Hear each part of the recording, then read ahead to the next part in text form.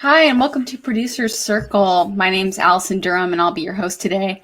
We're going to be talking about how some of our PhillyCam members have been producing radio content from home. So this is content that's being aired on our community radio station, WPPM 106.5 FM, and also streaming at phillycam.org/listen.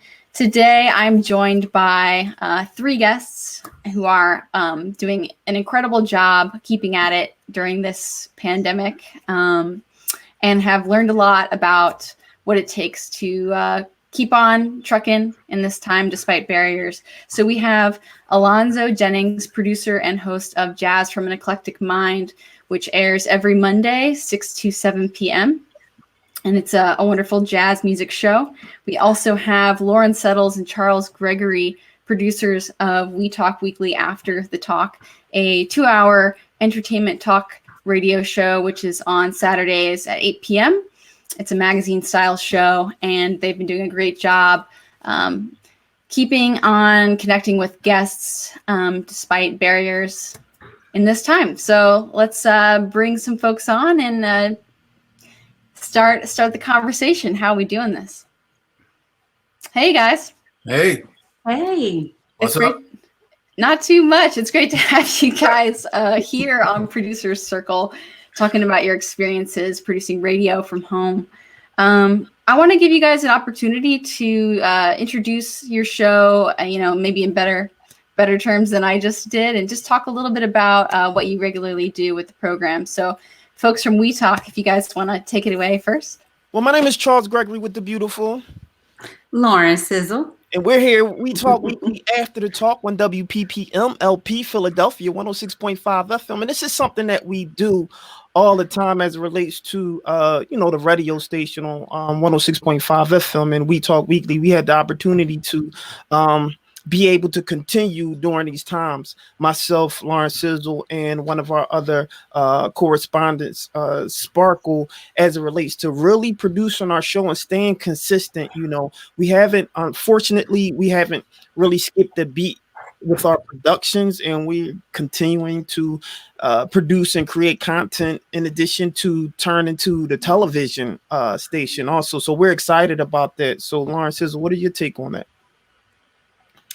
One of the things that I've been seeing is that, some of the other mainstream media outlets, they're pretty much doing a lot of the same things that we've been doing, especially with the streaming and all that stuff. So we've been pretty much staying consistent to them. We didn't really have too many hiccups. But yeah, we've been, just kind of, just staying consistent, as Charles said. That's one of the most important things. Of course, we don't have I guess the most challenging part is that we can't get together and do everything in person. Even I think initially when they first started, before they created like the stay-at-home orders and put that in effect, we were able to kind of meet up once or twice where we just broadcasted from home as a group. We had our equipment and we had everything that we needed pretty much to broadcast at home. But then they made it mandatory that everyone had to stay at home. So then that's when we kind of got those creative juices flowing and just putting our heads together, trying to figure out like how we can just make this work and keep it the transition from recording together and in person and at the studio, make it just as fluid to being able to do it remotely from our individual locations. So, yeah. And Alonzo, can you tell us a little bit about what your show sounds like and what listeners can expect? And then we'll get into sort of talking about what production looked like before the pandemic and how different it is now. Alonzo? My screen just went dull. I don't know what. Okay, there. Are you there? Okay. Jazz from an Eclectic Mind. I am the Eclectic Mind, and the music I play is from my own personal collection. I've been collecting jazz since I was about 10, 11 years old.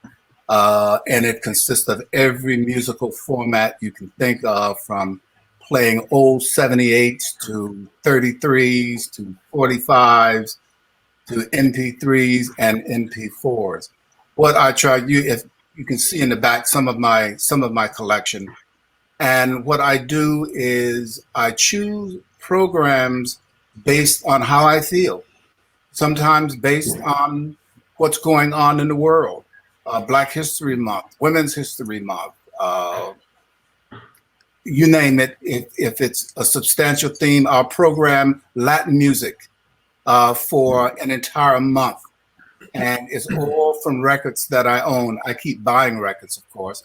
And it allows me to open up to Philadelphia, play back some of the joy that I've received from so many Philadelphia artists over the years. I also do an occasional interview. The last one was with Santa Turner Barnes, the wife of the late Bootsy Barnes. And that was sort of the first remote broadcast that I did. And if we get around to that, I'll tell you how I did it, because I did it old school, y'all. Old school. But it's just wonderful being able to keep the music alive, to continue to showcase themes, to showcase artists. I did some things on Billy Paul the other night. A Philadelphia musician that a lot of people don't know about or give him the credit that is his due. He was a monster. And I think maybe even this Monday, I'm going to do maybe 4 or 5 tunes by Billy, and maybe mesh that in with some of the folks that are singing right now. So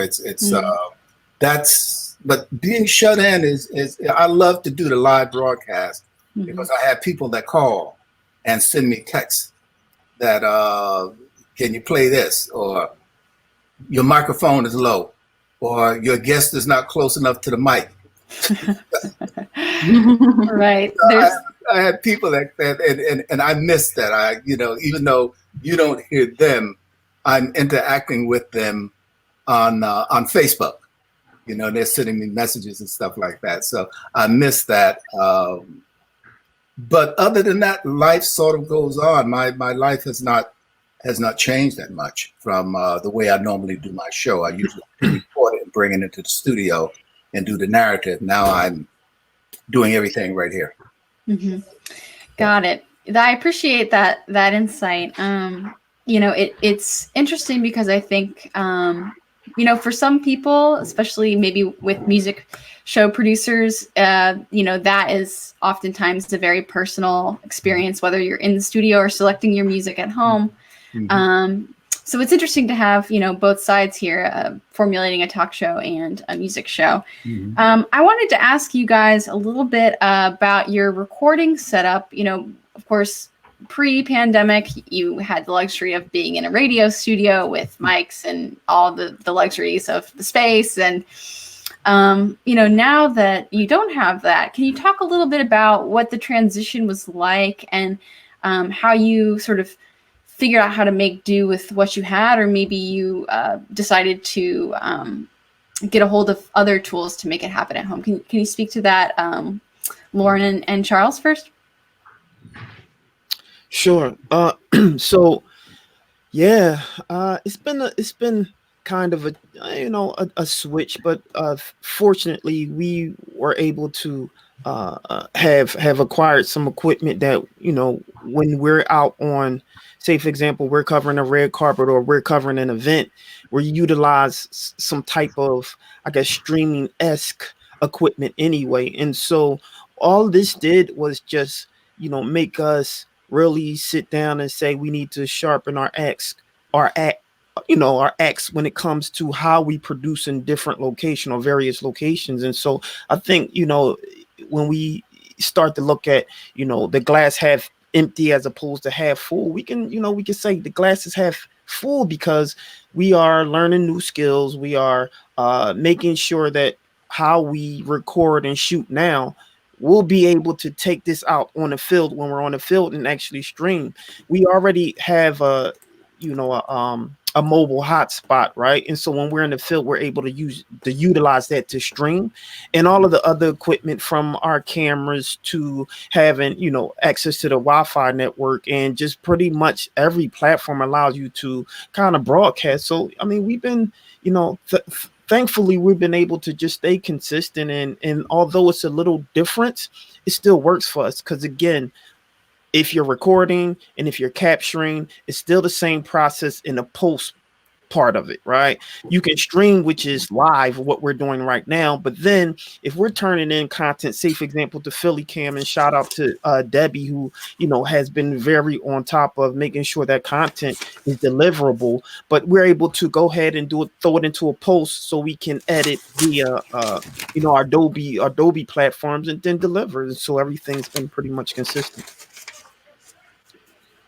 Got it. Yeah, I'm sorry. I was just going to add to that really quickly is that fortunately for us, we did already have a lot of the equipment that we needed to basically continue to do our show remotely. Over time, we had gotten podcast mics, which you can connect to a laptop or something like that. Also, I think what's been helpful for me too is the trainings that I've had from Philly Cam. I was in the very first, I want to say, DIY radio class with Vanessa. So I did learn how to edit the show on Audacity, because what we do is we record on the StreamYard, and then I take that audio and then I edit that to submit for our radio show each Saturday. So I think because of the trainings, that has helped me out a lot. Other than that, I may not know, but there are a lot of accessible tools that you can get where you can learn how to do Audacity or some of those audio editing software. You can find like some online classes to train you to be able to know how to do that. Yeah, very cool. It's great to hear that you've, sort of brought together some skills, from way back, in Philly Cam days and bringing them back. Alonzo, I'd love to hear from you. Adapt or die. Yes. Adapt or die. I guess a lot of what I'm doing now, I learned at Philly Cam. I was a neophyte when I came into this. I had no thought of doing anything like this at 75, but here I am, still trying to learn. Though I have all of my life taped music, but I did it the old school way. Before all of this stuff, plug in and play and all of this, I would take my turntable and turn it on, get the music coming through, take my old Tandberg tape recorder, take the mic and sit it up in front of the speakers, and that's how I would record my music.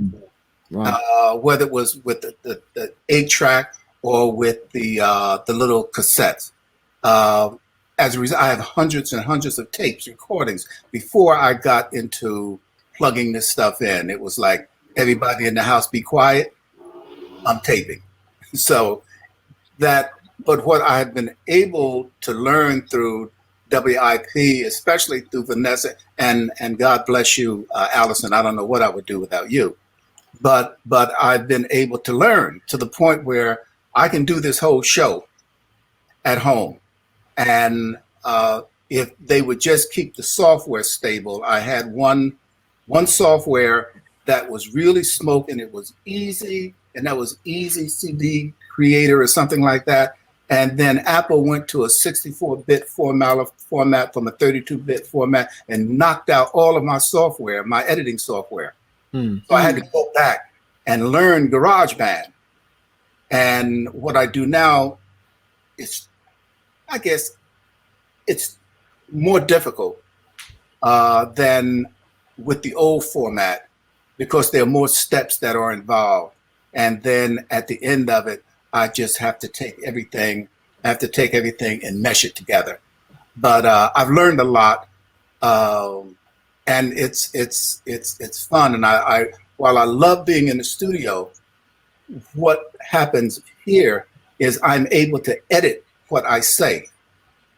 When I'm in the studio, what comes out of my mouth comes out of my mouth.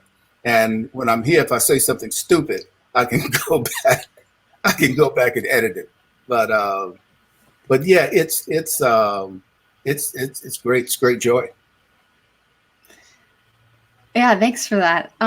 You know, we've been talking about what it takes to actually produce the show now, and the tools you've been using, and the tools you've been learning. But I'm also curious about how the process has changed now in terms of pre-production. You know, getting guests coordinated and making sure that they're briefed, or, you know, Alonzo, in your case, determining what you're going to be providing and how you rip that music. Mm-hmm. Can you guys talk a little bit about that, Laura and Charles? Go ahead, Laura. So as far as, we've been kind of following the same process that we were doing prior to the show, the lockdown.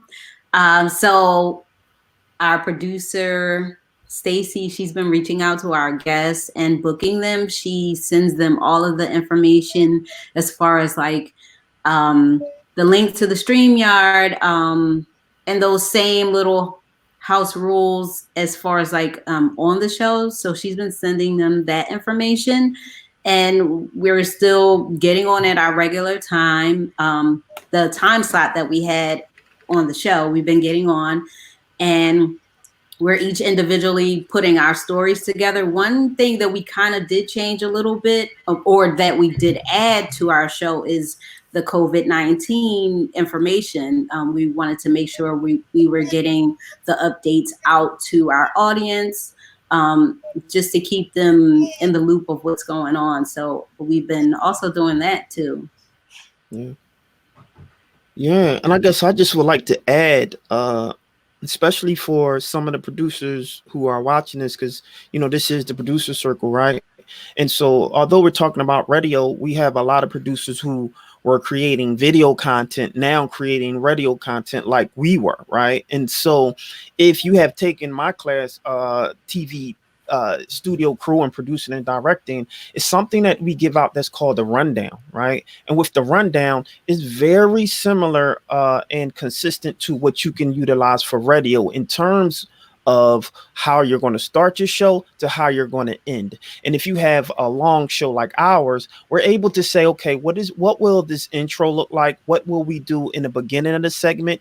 And are we doing our station IDs? What segment are we going to do now? It's very important to utilize that model, because once you do that, it's already ingrained in you and it becomes a habit, right? And so before every show, we know that we have to focus on our rundown, make sure all those pieces are plugged into our rundown, all the way into our outro, into, again, plug in the station ID. And so I think that's very important as it relates to how we plan, and we don't deter from that. Cool. Alonzo, I'm curious to hear your thoughts. Okay, I don't see me, but I'm oh, hell, there I am. I'm like looking real scruffy, huh? Look at that. All of us are, buddy. Well, yeah, mine has not changed that much. It has expanded. When I had to start using the GarageBand, I had to change the way I thought. I had to change the way I recorded the music, and that keeps the brain cells going. And my preparation is pretty much the same in terms of the biggest thing is selecting the music. Is selecting the music and selecting music that is going to fit within the time frame the 1 hour time frame that I have allotted. Because some of the music that I would love to play, or like, you know, a 20-minute John Coltrane live in Japan, I would love to play that. And if I do that and then play a 30-minute Pharoah Sanders, that's like 2 songs and 2 songs in an hour with no narrative. So my selecting music, not only the qualitative aspect of selecting the music, but also selecting music that is going to fit within the time frame. So I may have to, instead of playing something from Giant Steps, I may have to play something from Training In because it's 1 minute shorter.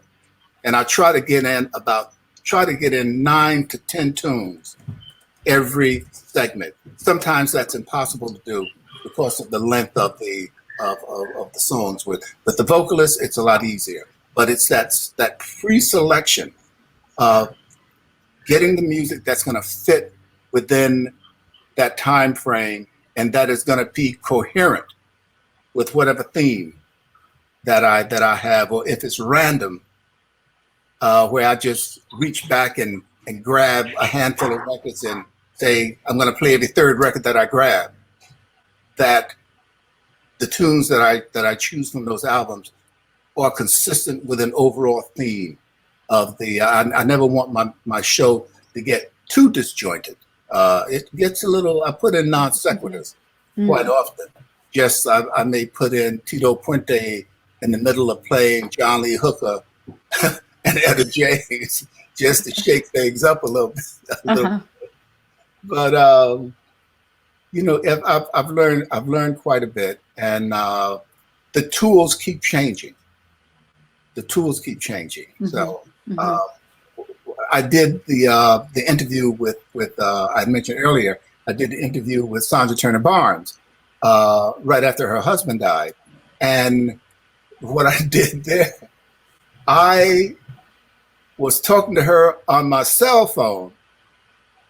I had my GarageBand up on my desktop, and I've got the cell phone right up to the speaker of my computer, and she's talking. So that's what I meant by old school. She was not wired in. She was just talking on my cell phone, and I am recording it from the mic attached to my computer. So that's that's what I mean, old school, man. Yeah. So well, we weren't plugged in at all. I said, Sandra, I don't know how this is going to work out. I said, but we got Allison back at the studio, and I think she may be able to equalize all of these the sounds and stuff like that. And she did a wonderful job on it. Well, it's interesting that you bring up that story, because what I wanted to ask, and we only have a few more minutes left. I want to make sure we get some of these stories in. But I wanted to ask about some of the challenges you've faced and what you've done to sort of reach those successes or move past those challenges. And I think that's a perfect example, Alonzo, of one of those stories where you did what you could, and you asked for support from staff, and we were able to accommodate you and make that happen. But Lauren and Charles, what experiences have you had, or troubles along the way have you faced? I think one of the biggest challenges is because we are streaming via StreamYard is internet connection. And I've also seen that on other major networks like ABC and CBS, and we're not the only ones that are having issues with internet connection.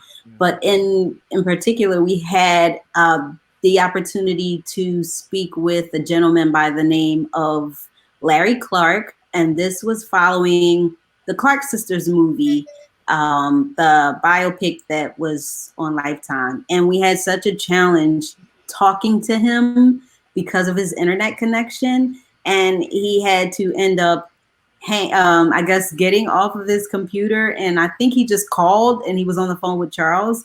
So Charles had to hold the phone to his mic just so we could capture the audio. So that's been old school, exactly. So that's been the major kink, I would say.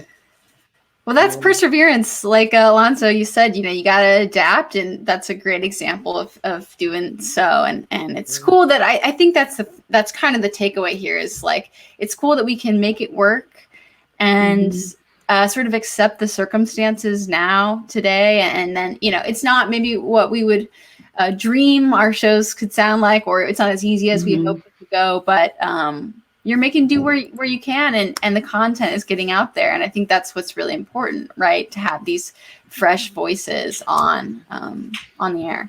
Yeah, I just want to throw this out there real quick because I know we only have a couple more minutes left. Yeah. I do want to talk a little bit about some problems you don't even foresee, like using a platform, StreamYard. We had, I believe, so many visitors at one time where StreamYard just pretty much just stopped. We couldn't stream anymore, right? And then the next day we heard that they were having problems with, I believe, Netflix, so we couldn't even stream to our social media platforms anymore via StreamYard. And so certain things you don't necessarily know may be an issue, but happens all the time. I guess you just have to be prepared for anything that comes out of it. Mm-hmm. Yeah, that's a great takeaway. Well, I do want to sort of offer you guys a chance to share last thoughts and also share how people can get in touch with you, how our viewers on PhillyCam can hear your show on the radio and get in touch via social media or any of your platforms. Alonzo, how about you first? Well, I have a website, halonzojennings.smugmug.com. I am also on Facebook. I also have an Instagram account, Alonzo Jennings, and I post, in addition to what I do here, I'm also a photographer. So I'm constantly posting information about the show as well as my photography. So you can, every Sunday night before the show, I usually post what I'm going to do for that show. And I post a list of records and so forth. So if you want to go there before you listen to the show and listen to some of the stuff, you're able to do that. But yeah, Instagram, Facebook, and my website. And I'm going to be working on some other things too. Mm-hmm. Fantastic. Go ahead, Lauren. So yeah, our show is on every Saturday at 8 p.m. to 10 p.m. And we're also available for those of you that may not be a good time for you to be able to listen. Our show is available on several different podcast platforms, including iHeartRadio, Apple Podcasts, Google Podcasts, Spotify, Spreaker, Castbox, Deezer, Podchaser, Pod Addict, and also TuneIn Radio Podcast. So if you have the TuneIn Radio app, I believe there's a TuneIn Radio Podcast. It's We Talk Weekly. You can find us on there. And what Charles has also been doing is the video from the StreamYard. He's been editing that and posting that on our YouTube channel, on our We Talk Weekly YouTube channel. So you can also see the show visually on our YouTube channel. And yeah, I just wanted to leave everyone with last thought from me is that, like we've been saying, you just have to get out there and do that. You just have to do what you've been doing. Whatever you don't know, there's so many different people that you can reach out to. You have Allison, you have Vanessa, you have Gabe, Jeff. I'm sure they're all, ready and waiting to help you get your content out there and help you iron out those kinks. You could also reach out to us. There's like so many different YouTube videos and all of that you can learn from. So the thing is just to do it. Don't sit back and wait until this pandemic is over, because then people may move on from your show and forget all about it. Then you have to start all over again, trying to get people back in, and that's going to be difficult. So do it now. Mm-hmm. Great parting words. Thanks, guys, for joining us. This has been Producers Circle on PhillyCam. And I want to remind you, you can check out tips on how to produce from home at phillycam.org/blog/tech. And always listen to WPPM on 106.5 FM and streaming at phillycam.org/listen. I'm Allison Durham. This is Producers Circle.